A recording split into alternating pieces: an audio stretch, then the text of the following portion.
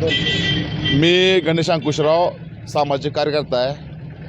पंढरपुरातील जलतरण तलावात एका युवकाचा बळी गेलेला आहे. असे एकूण तो जलतरण तलाव स्थापन झाल्यापासून 3 लोकांचा तिथं मुलांचा बळी गेलेला आहे.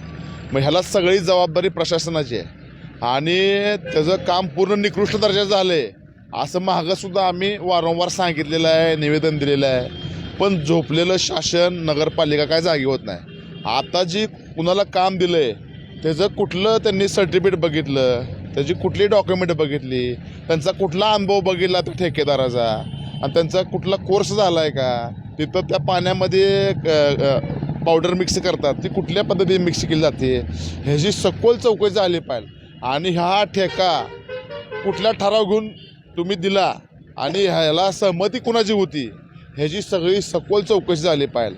आणि नगरपालिका जाणून बुजून तर अशी कामं कुणाला पण देत असेल तर भविष्यामध्ये या पंढरपूर शहरामध्ये असे बळी जात राहतील. त्यामुळं नगरपालिकेच्या मुख्याधिकाऱ्यांनी ही झालेल्या घटनेबद्दल, त्या ठेकेदाराबद्दल, तिथल्या सगळ्या यंत्रणेबद्दल, तिथल्या कामाबद्दल जाहीर खुलासा करावा. आणि लवकरात लवकर येणाऱ्या काळामध्ये त्यांनी ह्याचा खुलासा नाही केला तर आम्हाला महर्षी वाल्मिकी संघाच्या वतीनं तीव्र आंदोलन करावं लागेल. आणि भविष्यामध्ये तिथं आम्हाला जलतरण तलावामध्ये जाऊन तिथं पाण्यामध्ये उतरून आम्हाला आंदोलन करावं लागेल.